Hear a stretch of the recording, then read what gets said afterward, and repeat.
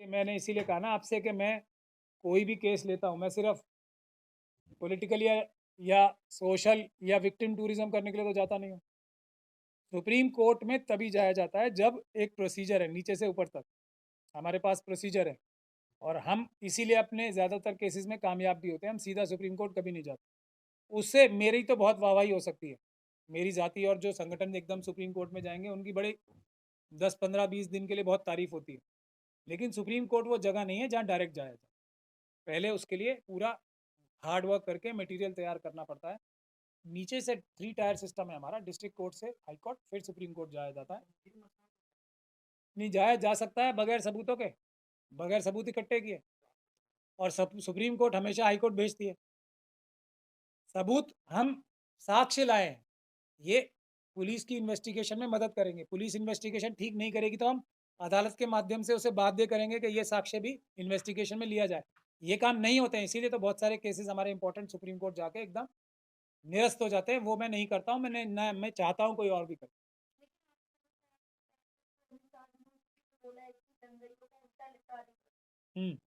तो मैं ये उल्टा लटकाने के लिए तो कह रहा हूँ ना, इस प्रकार की भाषा का इस्तेमाल तुरंत जाके, पूरे देश को पता है वो किसको दंगाई कह रहे हैं।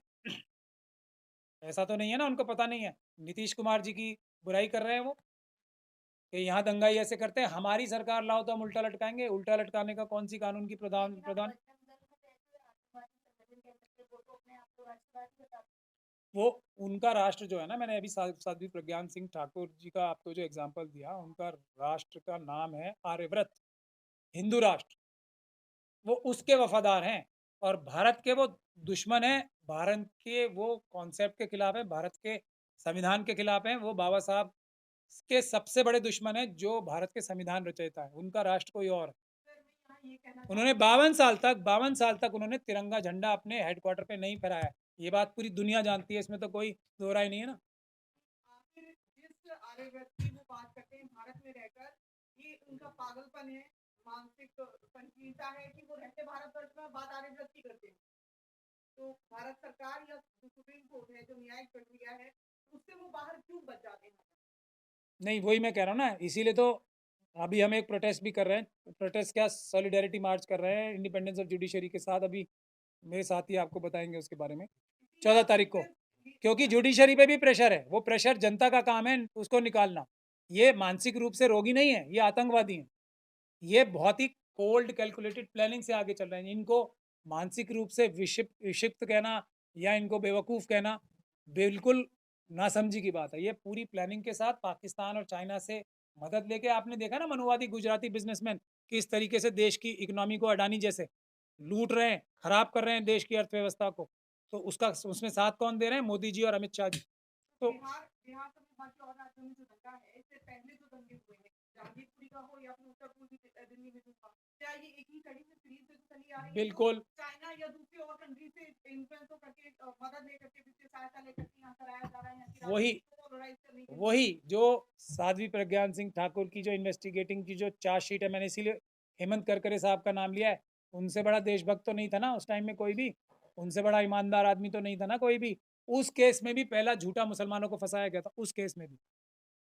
ये तो करकरे साहब आए, उन्होंने असली इन्वेस्टिगेशन की और ये सारे राज दुनिया के सामने खोले। उसमें बिल्कुल 100% अडानी साहब जो है वो चाइना के इन्फ्लुएंस में है। इसीलिए 20,000 करोड़ कहाँ से इन्वेस्ट हुए नहीं बता रहे हैं। इसीलिए कोई इन्वेस्टिगेशन नहीं हो रही है कि जो ड्रग्स इन्हीं के पोर्ट से क्यों मिलती हैं सारी। जो अभी देखिए एयरपोर्ट्स पे क्या नया काम शुरू कर दिया है।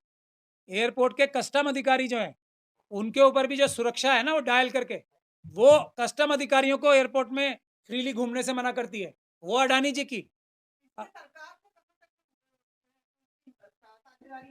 100% बिल्कुल अडानी और अमित शाह जी की मदद के बगैर, सॉरी मोदी जी और अमित शाह जी की मदद के बगैर अडानी जैसा क्रिमिनल कोई काम नहीं कर सकता है, वो तो सरकार की मदद है उसी से। राहुल गांधी के वो सवाल और उनके ऊपर जो कुछ किया जा रहा है, फिर तभी कुछ सही जा रहा है, ये इस पक्ष में जा रहा है। बिल्कुल 100% जो भी अडानी के खिलाफ बोल रहा है, उसके खिलाफ जो कार्रवाई कर रहा है वो देशद्रोही है। अडानी के खिलाफ बोलना इस वक्त देश का हर एक नागरिक का फर्ज है। हमारे देश का राष्ट्रभक्ति का धर्म यही है कि अडानी जैसे आदमी को एक्सपोज किया जाए, उसके चाइना से कनेक्शन एक्सपोज किए जाए, उसने कैसे हमारी डिफेंस पॉलिसी कॉम्प्रोमाइज कराई है, ये मोदी जी से और अमित शाह जी से मिलके कैसे हमारी इकोनॉमिक पॉलिसी कॉम्प्रोमाइज कराई है चाइना को फायदा पहुंचाने के लिए, इस पर इन्वेस्टिगेशन सर होनी चाहिए। पीसी बिहार वायलेंस पे था, उसी मुद्दे पे सवाल हो जाए जी कि आपने कहा अमित शाह जी गए बिहार, तो वहां पर जाकर के लोगों को शायद जितने भ्रष्ट अधिकारी थे वो मिल गए, आपने कहा। लेकिन बिहार का सीएम नीतीश कुमार है, अमित शाह नहीं है। वहां की पुलिस किसके कंट्रोल में होनी चाहिए? नीतीश कुमार की। आपकी बातों से लग रहा है कि आप नीतीश कुमार को बचाने की कोशिश कर रहे हैं। मैं बिल्कुल सही सही लग रहा है आपको, मैं गलत नहीं कह रहा हूँ, ये नहीं, बिल्कुल वो मैं यही जवाब कोशिश वो कर रहा हूँ। उनको जवाब भी नहीं है, वो जवाब नहीं दे सकते। जवाब भी है ना उनको, उनकी तो जवाबदेही बनती है ना, मैं क्योंकि मदरसे जलाए गए हैं, कुरान जलाया गया है, या एक एक समुदाय का भावनाओं आहत हुई है, तो कम से कम जवाबदेही तो बनता है। वहां पर जाते, वहां पर गए तक नहीं है, इफ्तार पार्टी कर रहे हैं, इफ्तार पार्टी से खुश कर रहे हैं मुसलमानों को। देखिए, इसीलिए मैंने आपसे कहा है ना, पहला काम हमारा क्या है, हम अम्बेडकरवादी हैं, हमारी तो कोई राजनीति से मतलब नहीं है। पहली कोशिश मेरी क्या है कि मैं नीतीश कुमार जी को बचाऊं, क्योंकि वो मोदी जी और इस आरएसएस संगठन के खिलाफ हैं। क्यों सर, एक मिनट, चाहते रहे 1 घंटे में कंट्रोल कर सकते थे हिंसा को। सर, सीएम है, बिहार के सीएम है। सेक्युलर स्टेट माना जाता है, मैं जहाँ पर जवाब दे रहा हूँ, मुसलमानों का कोई मैं दे रहा सवाल हूँ, ही नहीं है। मैं दे रहा हूँ। एक हमारा फ़र्ज़ है जो हम निभा रहे हैं, उनको बता रहे हैं कि उनके अफसर जो हैं उनके चारों तरफ, वो उनको गुमराह कर रहे हैं, उनसे ऐसा काम करा रहे हैं जो उनके ही खिलाफ जाएगा। अगर वो नहीं समझते तो हम तो दिल्ली में ये काम कर रहे हैं ना, पुलिस ऑफिसर और सरकारी अफसर और अमित शाह जी के खिलाफ खुद हमने मुकदमा कर रखा है। दिल्ली दंगों का, कपिल मिश्रा के खिलाफ, नंद किशोर गुर्जर के, तो हम नीतीश कुमार जी का भी नंबर आ जाएगा फिर। हम सच्चाई की राह से पीछे हटने वाले नहीं है, लेकिन आपकी लेकिन बात हमारा फर्ज है कि हम उनको चेताएं। मैंने कहा है ना, अब उनको सारे सबूत चाहिए तो मेरे पास है, ले लें। लेकिन अगर वो फिर भी नहीं करते तो हम इंसाफ के रास्ते से पीछे नहीं हटेंगे। हम फिर नीतीश कुमार जी के अफसरों को भी और खुद नीतीश कुमार जी का भी नंबर आएगा इस केस में, अगर वो अब भी चेतते नहीं। आपकी बातों से लग रहा है कि नीतीश पुलिस, बिहार की पुलिस नीतीश कुमार की ना सुन करके अमित शाह की सुन रही कुछ है। अफसर ऐसा कर रहे हैं, जो कुछ उनके कुछ अफसर ऐसा कर रहे हैं, कुछ अफसर ऐसा कर रहे हैं, मैं सबूत इकट्ठे करके लाया हूँ। और उनके चारों तरफ जो है ना, जो उनके एकदम नेक्स्ट डोर जो लोग हैं, उनके भी सबूत मेरे पास आ रहा है, क्योंकि बहुत सारे लोगों ने उनके हाईएस्ट ऑफिसर को फ़ोन करके जब वहाँ हो रहा था बताया, कोई एक्शन नहीं हुआ। जैसे जाफरी साहब थे ना वो गुजरात में, उन्होंने चीफ सेक्रेटरी नरेंद्र मोदी जी यहाँ, अहमद पटेल साहब को दिल्ली में, सबको फ़ोन करके बोला था, लेकिन वो नहीं रुका था। ऐसा ही कुछ यहाँ भी हुआ है, मैं सबूत इकट्ठे कर लिए मैंने। मैं इसीलिए बता रहा हूँ कि मैं आराम से, मेरा पहला कर्तव्य, मैं कोई दूसरे लोगों की तरह नहीं हूँ जो मना करूँगा। मैं बिल्कुल पूरी ताकत लगाना चाहता हूँ कि नीतीश कुमार जी की मदद हो, और जो असली मुजरिम है, जो उनको धोखा दे के या उनको बरगला के या उनको गलत रास्ते पे ले जाके ये काम करा रहे हैं, वो उनके सबसे बड़े दुश्मन है। सरकार चली जाएगी और प्रधानमंत्री नहीं बन पाएंगे, जो हम सब लोग भी चाहते हैं कि कोई ऑपोजिशन का व्यक्ति प्रधानमंत्री बने। हम तो दिल से, मैं खुल के बोल रहा हूँ, मैं उनकी मदद करना चाहता हूँ, लेकिन अगर वो नहीं करेंगे तो फिर हमारी मजबूरी होगी, हम उनके खिलाफ भी जाएंगे, लेकिन सच्चाई का सास्ता नहीं सर छोड़ेंगे। यही दूसरे राज्यों में जहाँ बीजेपी की सरकार है, अगर वहां पर बिहार जैसा हिंसा अगर होता है, जिस तरीके से मदरसा जलाया गया, मस्जिदों को तोड़ फोड़ किया गया है, जिस तरह कुरान जलाया गया है, तो ये जितने सेकुलर नाम निहाद सेकुलर पार्टियां जिनका नाम ले रहे हैं आप, इनके पेट में उबाल आ जाता है, दर्द होने लगता है, और ये लोग बिल्कुल सड़कों पे उतर आते हैं। लेकिन अभी खामोशी इख्तियार किए हुए, अभी खामोश, तो क्या दर्शाता है ये बताइए। मैं इसीलिए कह रहा हूँ ना, कहीं मुसलमान जलाया जाता है, कहीं उनकी हदीस में कुरान को जलाया जाता है। मुसलमान ही नहीं, SC ST OBC दूसरे माइनॉरिटी के लोग अपनी लीडरशिप जितनी जल्दी बदलेंगे, उतने ज़्यादा भरोसेमंद लोग आएंगे। ये मैं एक बार नहीं 20 बार कह चुका हूँ। लेकिन जो आज के हालात हैं, उसमें हमें किसी प्रकार से जो देश को ख़त्म करने के लिए एक साजिश चल रही है, उसको रोकना है। साथ के साथ इंसाफ की लड़ाई भी लड़नी है। दोनों में से, एक सेकंड, दोनों में से कोई भी चीज़ कॉम्प्रोमाइज़ नहीं होने देंगे हम। देश को ख़त्म करने के लिए नहीं, मुसलमानों से ज़्यादा वो देश के दुश्मन है। आप समझ लीजिए इस बात को। जब तक हम इस बात को नहीं समझेंगे, मुसलमान सिर्फ निशाना है। असली उनका हमला जो है ना, मनुस्मृति लागू करने का। मनुस्मृति में किसका नुकसान होगा वो बता दीजिए आप मुझे, सबसे ज़्यादा नुकसान किसका होगा? शुरू से तो मुसलमानों का नुकसान होता हुआ आया है। मनुस्मृति से किसका? इसके लिए तो मनुस्मृति आज तक इतनी मजबूत है इसके लिए तो जो हमारे सो कॉल्ड मुस्लिम रूलर्स रहे 800 साल तक वो भी जिम्मेदार है ना, एक फरमान से खत्म कर देते। मनुस्मृति सबसे बड़ी दुश्मन है शेड्यूल कास्ट शेड्यूल ट्राइब की, ओबीसी की। तो मनुस्मृति की जो मानसिकता है वो उसकी दुश्मन है। तो मुसलमान तो एक बहाना बने हुए ना। अच्छा, पाकिस्तान भी इसलिए बनवाया था कि मुसलमानों को बहाना बना के मनुस्मृति लागू कराई जाए, हिंदू राष्ट्र बना जाए। 2019 जो 2025 का मिशन क्या है उनका, हिंदू राष्ट्र बनाना। हिंदू राष्ट्र मतलब मनुस्मृति लागू कराने। मुसलमान तो सिर्फ 15% है ना, उनका पेट सिर्फ 15% की सारी प्रॉपर्टी भर लेने से नहीं भरता। उनका पेट जब भरता है कि उनके अलावा सब उनके गुलाम हो, किसी के पास कोई प्रॉपर्टी ना हो, किसी के पास कोई हक ना हो। मनुवादी मानसिकता का पेट तभी भरता है। तो 15% का सब कुछ भी लेके उनकी तो दाढ़ भी गर्म नहीं होगी। आप समझिए असली साजिश को। असली निशाना शेड्यूल का शेड्यूल ट्राइब ओबीसी हैं। मुसलमान तो एक रास्ता है, बहाना है, क्योंकि इसकी वजह से वो सबको बेवकूफ बना सकते हैं, सबको बरगला सकते हैं। आज एक ऐसे जो तंत्र में फंसा दिया ना पॉलिटिकल, कि कोई भी जो पार्टी आरएसएस और उसके खिलाफ है वो बाहर ही नहीं निकल पा रही है, सच नहीं देख पा रहे हैं। इसीलिए तो सबका सबका ये हाल हो रहा है। साउथ में देखिए आप, जो साउथ में आप इनको देखिए, स्टालिन साहब को, वो कामयाब है ना। क्यों? क्योंकि वो सही रास्ते पे हैं। वो बिल्कुल इनको वो सीधा बोल रहे हैं हम तुम्हें घुसने नहीं देंगे, गेट आउट।